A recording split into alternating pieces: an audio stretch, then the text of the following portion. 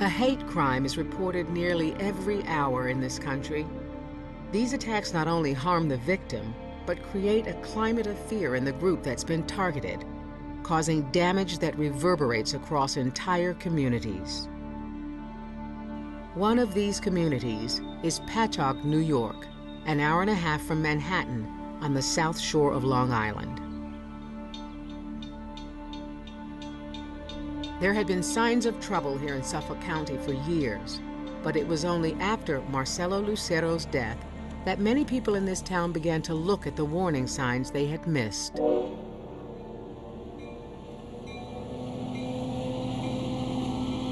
was a Saturday night. My understanding was about 10 to 12, 5 to 12, when the call came into the ambulance company, that there was a man in the street that had been stabbed and was bleeding to death. Police discovered 37-year-old Marcelo Lucero, who was stabbed around midnight.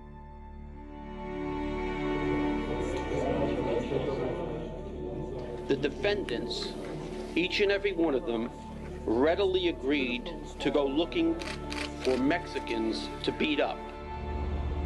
The detective came over to my house and told me, listen, I'm sorry to tell you this, but your brother got killed last night, and the first thing I take my cell phone and I call him. And they was ring the phone, but they don't answer. So I trying again. I say, no, you're wrong. You're wrong. So I call him second time, and he told me he's not gonna answer your phone because we have his phone. He's dead.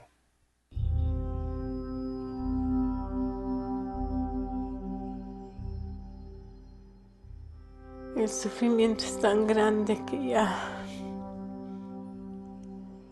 no sé.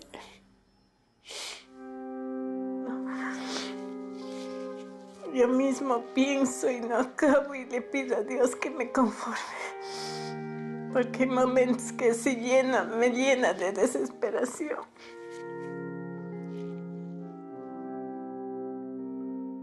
"37-year-old Marcelo Lucero arrived in the U.S. in 1992. He settled in Patchogue, where he worked at a local dry cleaner.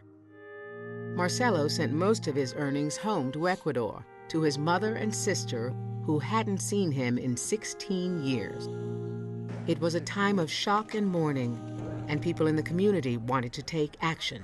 A group of Ecuadorians formed the Lucero America Foundation to bring the immigrant community together and defend their human rights. Faith leaders mobilized their congregations. It's important just to call upon your flock to actually physically be with the people who are being terrorized, however that's to happen, whether it's to go visit their worship services or invite them into your synagogue.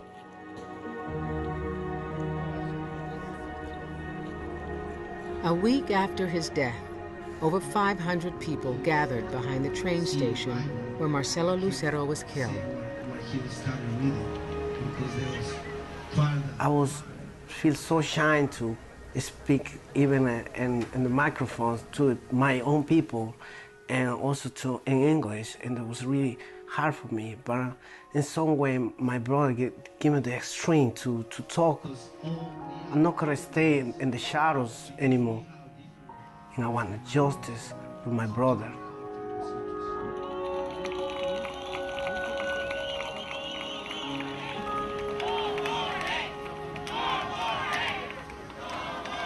My friend had called me and said, you need to turn on the news. Our friends have been in a tragedy. I couldn't believe that any of that would happen, especially in our area, that anybody in my grade or anybody that I knew would possibly do that. It was as if somebody had struck me square between the eyes with a 2x4. Because where the incident took place is a block and a half from Village Hall, and it's 2 blocks from where I grew up, and it's 2 blocks from where my dad had a store. I'm there all the time. You don't expect to find out that in the community you love, that something like this could happen. 7 teenagers from neighboring communities were arrested for the attack on Marcelo Lucero and his friend Angel Loja. One of the youths, Jeffrey Conroy, confessed to stabbing Marcelo, who was left bleeding on the ground. Angel escaped and ran for help. The police arrested the young men a few blocks away within 10 minutes of the attack.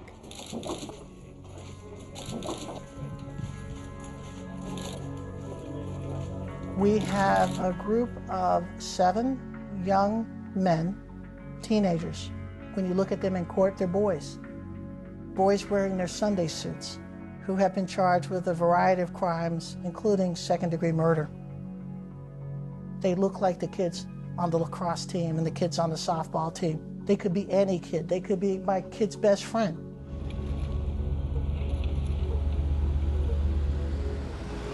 One of the things right after the murder that I needed to do was to go back to the site where Marcelo was murdered. And when I got there was a group of people standing there, and we talked. And one of the gentlemen I spoke to, I asked, where he lived and about him. And he said that he lived on Cedar Avenue.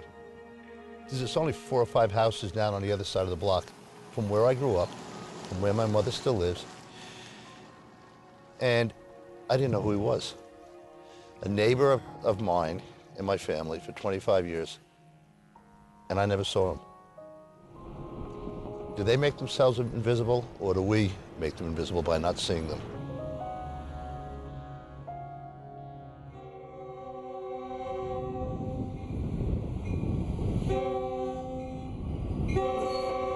As the days went along and the breadth and the gravity of the situation became greater, I began to speak to more people.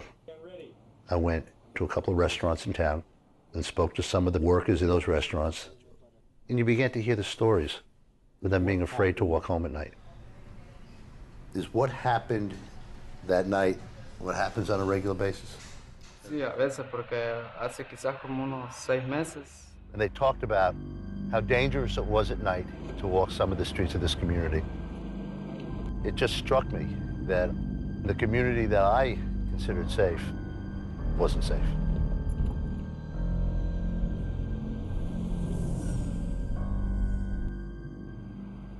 We had students in our conversational English classes that meet at night telling us they were not going to be able to come anymore because they were actually afraid to walk 2 blocks to the library. They said, oh, well, there's a group of kids who in bikes and they attack you and they rob you and this has been happening. And so I'm like, when did this happen? It happens all the time.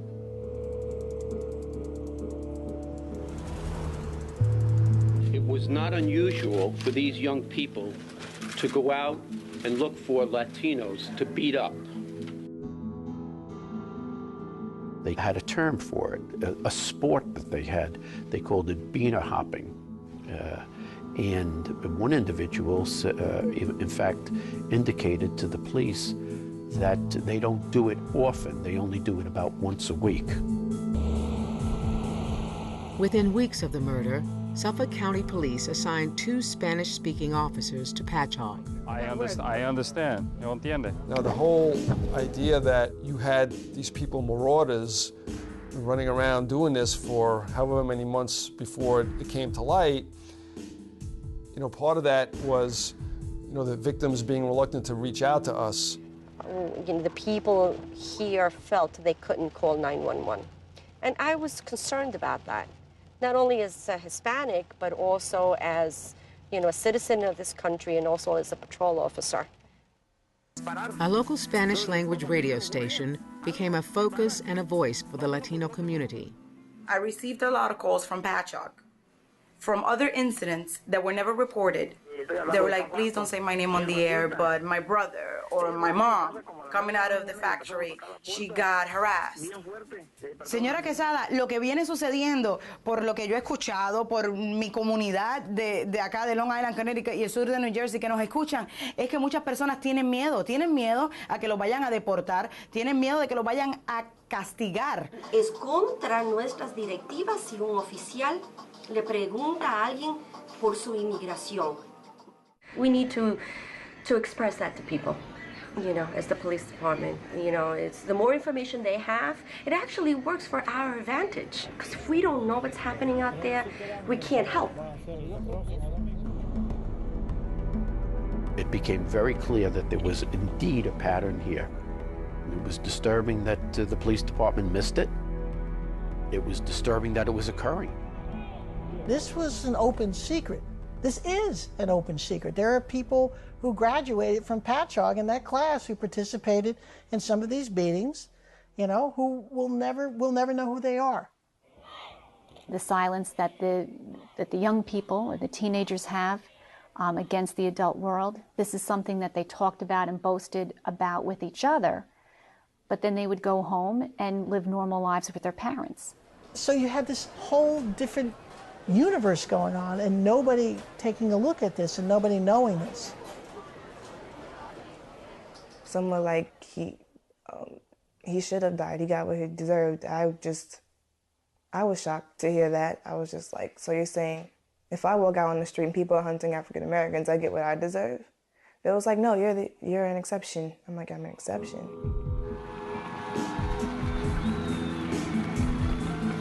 Some kids in the school, like those 7 kids, they had like a different like perspective on Hispanics. Like there was the good Hispanics and there was the illegal immigrants. I had 2 really good friends that were involved with it, Jose and Jeff. Jeff, he used to stay in my house. He was on my football team. You know, he was a co-captain with mine, and it just really hit me right to heart because I mean, I'm 100% Mexican. You know, I have Spanish music going, and he never said anything to me about hating or disliking Mexicans or any kind of Hispanics. I used to tell him, listen, if you're gonna go hop a beaner, you know, I'm a beaner, come hop me. I don't think it's right and fair to just say everything is associated with our school. It is also our community as well. So how do we rise above and change those types of things? What do we do as individuals, as a group, as a community? In our school, we have a problem where everybody just follows one another. Like, one person will say something, and they'll just join in and not care what it is. They just go with it. It's hard to speak up. Like, if someone makes a slur, it's like, I don't know, like I guess they think they sound cool, but it's kind of like, I don't know, like, you don't want to really speak up to them and say, hey, like, what are you doing? Like, why are you saying that stuff?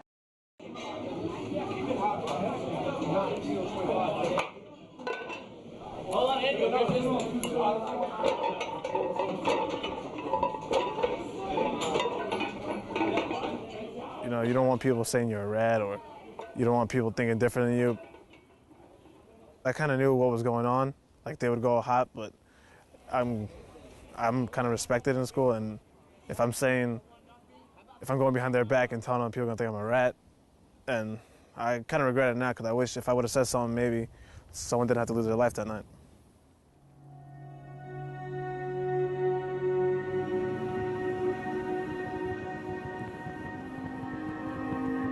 The first night after the vigil that everybody really was mourning over his death, a few friends and I went down to the memorial site that they had. And I said to my mom, I was almost scared to go down there. And she said, why are you scared? I said to her, I said, what if they think that everybody in our community is that negative and really like that, and everybody really is out to hurt a Hispanic person just because of their nationality and their race? So we went down, we brought flowers, and there was 2 Hispanic men standing there, and I couldn't really speak to them. I just said hello, and all I said was, I'm sorry, and they just looked at us and nodded their heads. The person inside me just said, I don't want them to think that everyone in this community is like that. You know, I've heard people talk about the kids that committed this crime, and I've heard them talk about them as skinheads. I've heard them talk about them as these horrible, terrible people. Well, apples don't fall from peach trees. The sense of how they learned or why they devalued this gentleman and this population they devalued had to come from someplace. Thank you for watching us tonight. A big victory in the war over illegal alien chaos. That is the subject of If you watch newscasts that talk about the immigration issue, they talk about it in terms of these illegal aliens that keep coming into our country. Every time we call them illegal, every time we call them an alien, you frame them in a negative way that creates a value of them as a human being less than what we are. I am slowly, personally being inched out of my house. I'm here tonight to stand up for the American citizen. Kids listen to what we say and how we say it. And we may not always be saying it in a manner that we believe is discriminatory, but it's understood that way.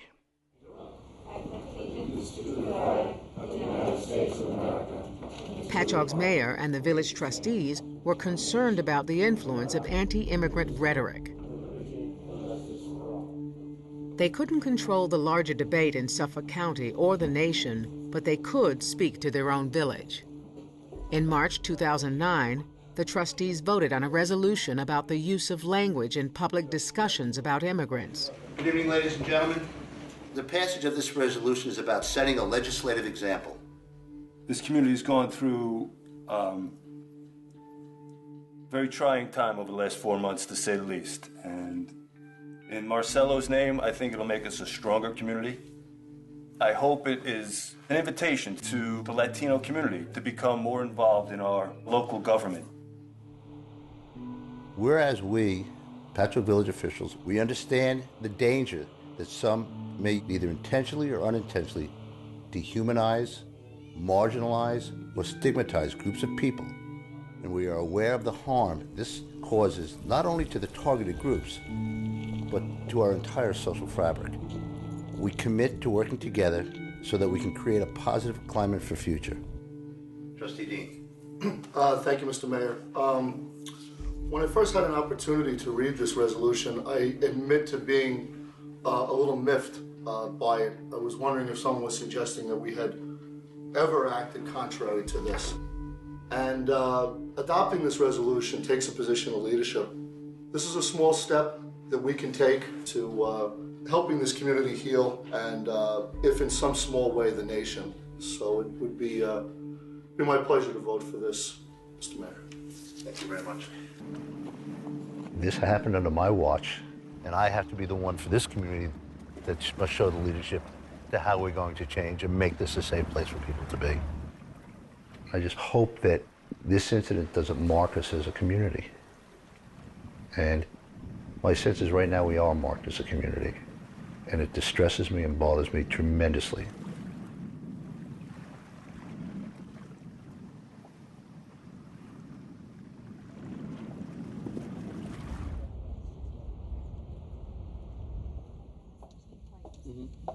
Over the next year, Suffolk County prosecutors built their cases against the 7 assailants. One of my jobs was to figure out what had happened, what actually had happened that night, what each of the defendants did, what motivated each one of them.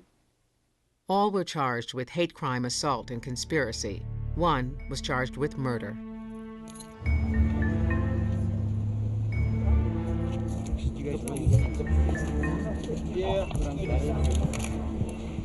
Everyone has their own idea or notion about what hate means, but in the statutes, hate crime has its own legal definition. I wanted the jury to understand that legally a hate crime is targeting your victim because of some outward appearance, whether it be how they look or their gender or race or religion, etc.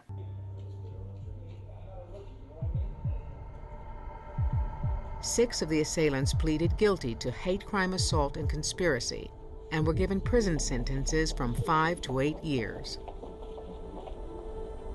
You guys have anything to say in Jose's defense? Anything to say? Jeffrey Conroy was found guilty of manslaughter as a hate crime and guilty of the attacks on Hector Sierra and 2 others. He was sentenced to 25 years in prison. What really struck me here was the sheer tragedy of this.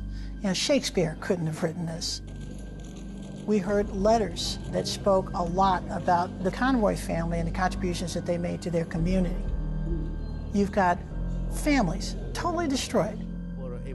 You had everything from heart-wrenching statements from Marcelo Lucero's brother, statements from his sister. His sister said at one point, "I can't forgive him." No podía perdonarle. Nobody won here. Nobody could win here.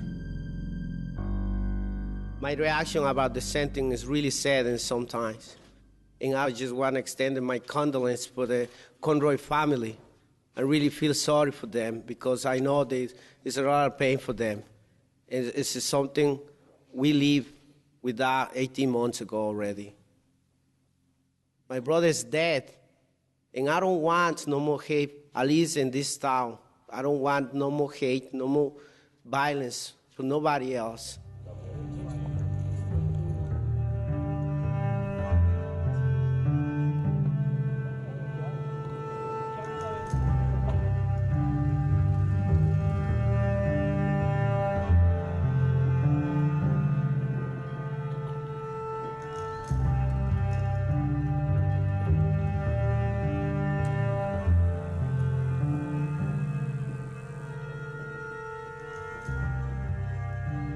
Jeffrey Conroy, 19 years of age, was sentenced today to 25 years in prison for the killing of Marcelo Lucero. Si hubiese sido un hispano que lo hubiese hecho, se atreven a tirarle cadena perpetua. Cuando él salga, él va a salir con más odio para nosotros. Eso es lo que yo opino. So you think it was a good sentence, but racism is never going to stop? Yes. Okay, muchas gracias, corazón. So yo creo que estaba bien. You're happy with the sentence that was given to him? Yeah, I'm very happy. ¿Tú crees que las cosas van a cambiar en Long Island? Do you think things are going to change in Long Island now? Yeah, it's going to change a lot. Okay, muchas gracias, mi amor, por estar en sintonía y por... Mayor Pontieri, a former assistant principal, approached Patchogue's middle school about hosting a public art exhibit.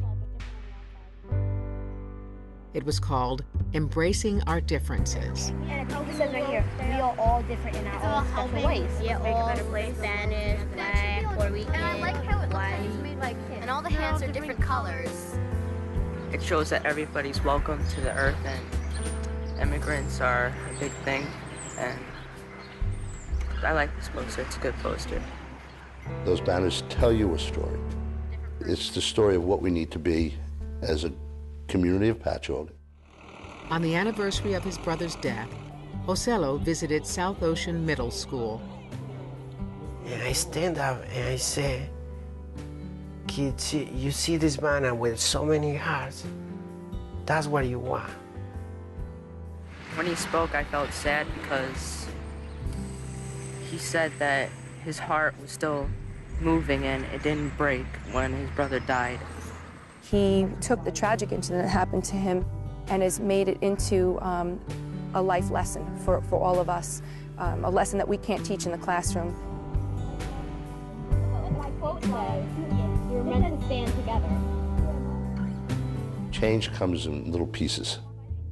This little thing that we did, I think will strike these kids because we will do it again and we'll do it again as the years go forward.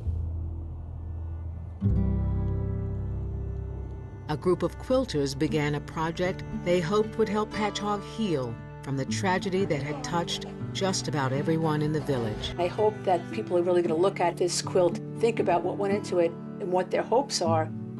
This is an aged hand that is working to mend the heart that's been broken. And we can all do that, mend each other's hearts. Not everybody is in a position, you know, they're not an elected official, they're not a legislator, they're not a teacher, but I think that this was a way that people could say, this is how I feel, this is what I believe, and we just cannot be accepting of this type of intolerance in our community.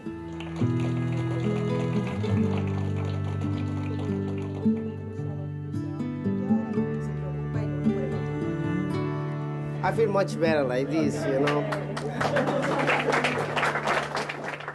I just want to say thank you, first of all, to everyone to create this quilt. I really appreciate it.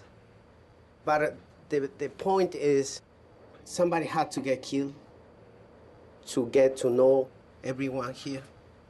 Somebody had to die. Somebody had to go to jail. So many families, they had to suffer because of this. And now we have to come together. I don't know if it was worth it or not. It could be prevented. But now we know we have a welcome town, a welcome community here. And we want to send this message with this quilt, how we act, how we walk in the street, how we talk to the neighbors. A message, not only for this town, for USA, everyone. And that's why I want to stay here in Pacho, because in some way, I grew up in this town.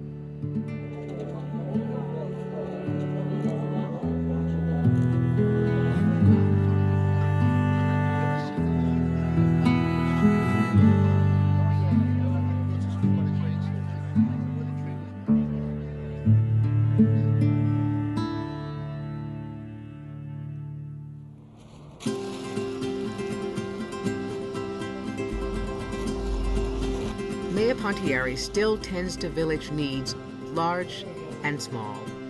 The school district has appointed a new superintendent. I knew Marcelo Lucero. The Lucero America Foundation continues to advocate for Ecuadorian immigrants and is active in village life. Officer Lola Quesada is teaching essential Spanish to police cadets. Sometimes just a few words can really calm somebody's fear. If there was anything that I could tell the law enforcement community throughout the United States is to become ever more vigilant. Monitor these incidents and see if there is a pattern.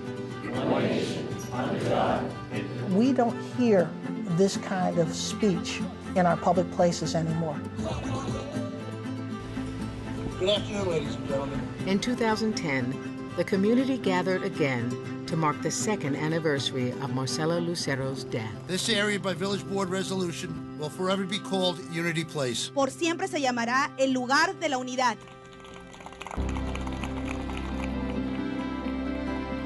We can make the change. We can make work. It's only your choice. You choose what you want to be in the future. 5 years from now, 2 years from now, you got to be somebody. Peace for everyone.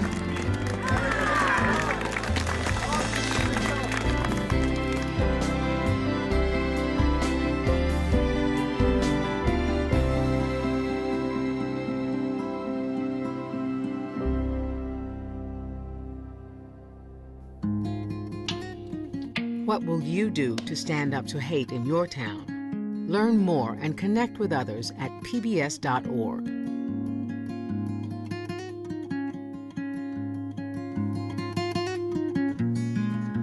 I came here to live and to breathe. Won't take more than I need. Perdono mi hermano.